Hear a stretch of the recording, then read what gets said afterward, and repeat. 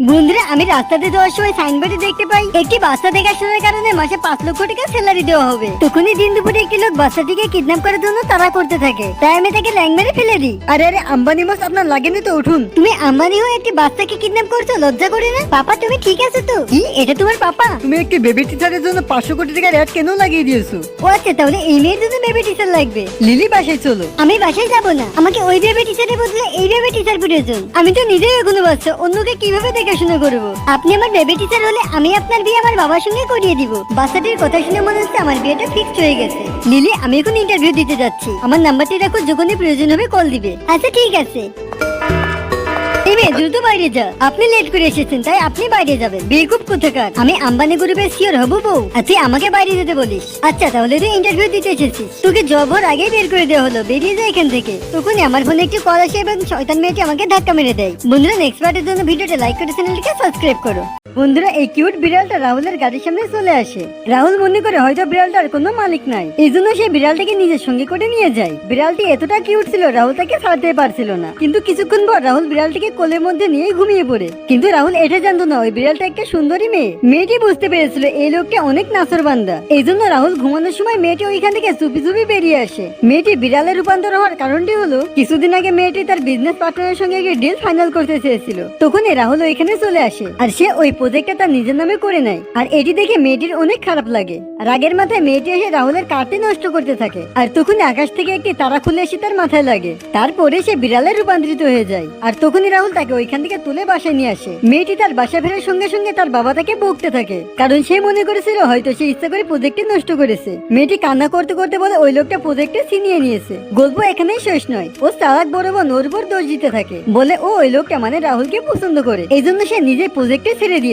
এটা শুনে মেয়েটি অনেক রেগে যায় এবং তার বাবাকে জোর দিয়ে বলে সে অবশ্যই প্রজেক্টটি আবার ফেরত আনবে। তারপরে মেয়েটি মন খারাপ করে রাহুলের কোম্পানিতে আসে, কিন্তু রাহুলের সেক্রেটারি তাকে ভেতরে যেতে দেয় না। তারপর রাহুল পিছন থেকে এসে ওই মেয়েটির সঙ্গে দেখা করে। মেয়েটি রাহুলের কাছে ক্ষমা চায় এবং বলে সে তার ক্ষতিপূরণটি দিয়ে দিবে, দয়া করে আমার প্রজেক্টে ফিরিয়ে দিন। তখনই রাহুল সোজাসুজি হ্যাঁ বলে দেয় আর তার ফোন বের করে বলে, যদি তুমি আমার জন্য বিড়ালটি খুঁজে দিতে পারো তাহলে আমি তোমার কোম্পানিতে $10 মিলিয়ন ইনভেস্ট করব। কিন্তু রাহুল এটা জানতো না ওই কিউট বিড়ালটাই এই মেয়ে। তারপর পার্ট 2 এর জন্য চ্যানেলটিকে সাবস্ক্রাইব করে কমেন্ট করো।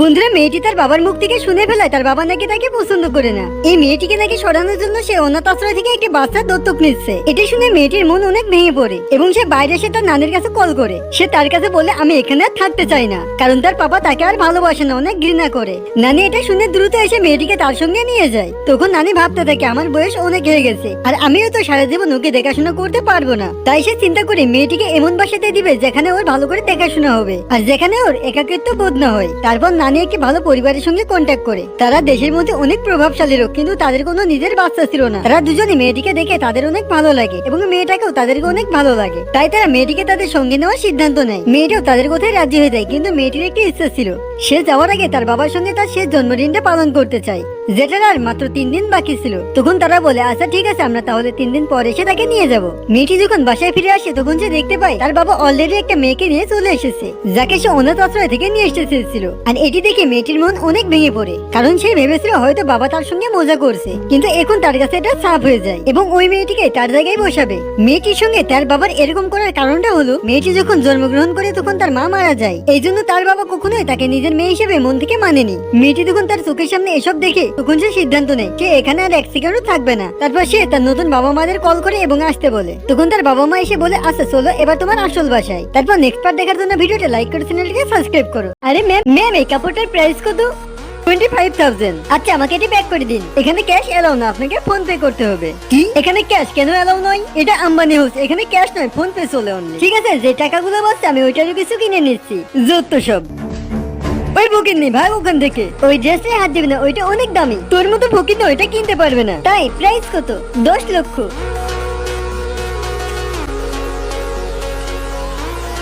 এটা চলবে? হ্যাঁ হ্যাঁ ম্যাম, অবশ্যই চলবে। আমাকে এটি প্যাক করে দাও। ঠিক আছে ম্যাম, আমি এক্ষুনি প্যাক করে দিচ্ছি, আপনাকে অনেক মানাবে। ও এটা ছবি না তুই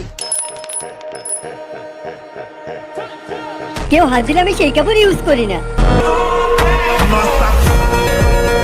ম্যাম রোহান আজকে ইউনিফর্ম বন্ধুরা, এই অন্ধ মহিলাটি ফুল সাজানোর জন্য হাত দিয়ে একটি ফুলদানি খুঁজছিল, কিন্তু হঠাৎই মহিলাটা টেবিলের সঙ্গে আঘাত খায়। কিন্তু চমৎকারী ভাবে মেয়েটি তার চোখের দৃষ্টি ফিরে পায়। মহিলাটি অনেক খুশি হয়ে যায়, আর যখনই মহিলাটি তার স্বামীকে খুশি খবরটি জানাতে যাবে, তখনই তার হাজবেন্ডের শার্টের উপর একটি লিপস্টিকের দাগ দেখে, আর তার সঙ্গে লম্বা একটা চুলের টুকরো, যেটি ওই মহিলার নয়। আর তখনই মহিলাটি তার কাপড় থেকে তীব্র পারফিউমের গন্ধ পায়, যেটা তার হাজবেন্ড কেন সেও কখনো ইউজ করেনি। তখনই মহিলাটি সন্দেহ করে, আমার হাজবেন্ড আমাকে ধোকা দিচ্ছে না তো। বাসায় আরেকটা মহিলা ছিল, সেটা তাদের চাকরানি, কিন্তু সেও অনেক বয়সে বড়, আর সে কখনো পারফিউম ইউজ করে না, তাই মহিলাটিকে সেটা কিছুই বুঝতে দেয় না। কিন্তু তারপরেও চাকরানিকে অনেক নার্ভাস লাগছিল। তারপর চাকরানি যখন কাপড়গুলো ধুতে নিয়ে যাবে, তখনই তার স্বামীর পকেট থেকে একটি নকল নখ পড়ে যায়। মহিলাটি এবার একদম শিওর হয়ে যায় তার স্বামী অবশ্যই তাকে ধোকা দিচ্ছে। তখনই তার সব থেকে প্রিয় ফ্রেন্ড বাসায় আসে। এই মহিলাটি সবসময় তার হাজবেন্ডের সঙ্গে কাজ করত। তখন সে মনে করে হয়তো এই মহিলার সঙ্গে চক্কর চলছে। যখনই তার বন্ধু তার কোম্পানির সমস্ত বিষয় তাকে খুলে বলছিল, তখন সে দেখতে পায় তার বন্ধু হাতে নকল নখ ইউজ করে না, তাই সে তাকেও সন্দেহের বাইরে করে দেয়। তখন ওই মহিলাটি বলে, কোম্পানিতে এমন একটি মেয়ে আছে, সে তোমার স্বামীর অনেক কাছে আসার চেষ্টা করে।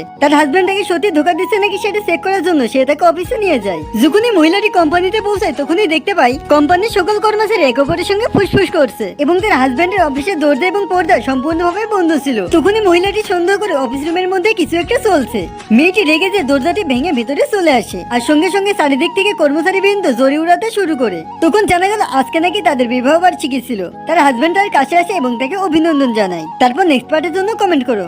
বন্ধুরা, এই লোকটির কাছে অদৃশ্য হয়ে যাওয়ার একটি অদ্ভুত শক্তি ছিল। লোকটা এই শক্তির অপব্যবহার করে তার অফিসের বসকে সবসময় বিরক্ত করত, এবং তার বস কখন কি করতে সবসময় সেটি দেখতে এবং বিরক্ত করত। কারণ লোকটি এতদিন ধরে বসের সমস্ত দুর্ব্যবহার সহ্য করে এসেছে। এই জন্য তার পাওয়া মহাশক্তি ব্যবহার করে তার সমস্ত ক্ষোভ মিটিয়ে নিল। অফিসের যে কোনো কাজের জন্য তার বস সবসময় তার উপর চিল্লাচিল্লি করত, কিন্তু তারপরেও তার বসের সামনে মনে কষ্ট চাপা রেখে হাসি খুশি এবং ভদ্রতার সঙ্গে আসতে হতো। একবার তো লোকটি প্রায় ধরায় পড়ে গিয়েছিল। তখনই তার বসকে অতিরিক্ত কাজের লোক দেখে মানিয়ে নেয়। তারপর একদিন লোকটি যখন কফি খেতে যায়, তখন সে ফ্রিজের উপর একটি নীল টুপি দেখতে পায়। কোনো কিছু না ভেবে লোকটি ওটা মাথায় পরে নেয়, এবং যখনই সে তার ফোনের ক্যামেরা বের করে তার একটি ছবি তুলতে যায়, তখনই তার ক্যামেরাতে সে তাকে নিজেকে খুঁজে পায় না। আর এটি দেখে সে অনেক চমকে ওঠে। আর তখনই তার বস কফি নিয়ে আসার জন্য তাকে ডাকতে থাকে। কোনো সারা শব্দ না পেরে সে একটু হুকি মারে, কিন্তু সে এখানে কাউকে দেখতে পায় না। বস রাগান্বিত হয়ে তার চেয়ার থেকে উঠে আসে এবং সে খুঁজতে থাকে সে কোথায়। লোকটা ওইখানে দাঁড়িয়ে থাকা সত্ত্বেও সে বুঝতে পারে না সে পাশেই দাঁড়িয়ে আছে। তখনই লোকটা বুঝতে পারে সে সত্যি সত্যি অদৃশ্য হয়ে গেছে। এরপরে বস থেকে খুঁজে না পেয়ে বাথরুমে চলে যায়। এরপরে বাড়ি কি হয় সেটি দেখতে ভিডিওটা লাইক করে চ্যানেলটিকে সাবস্ক্রাইব করো।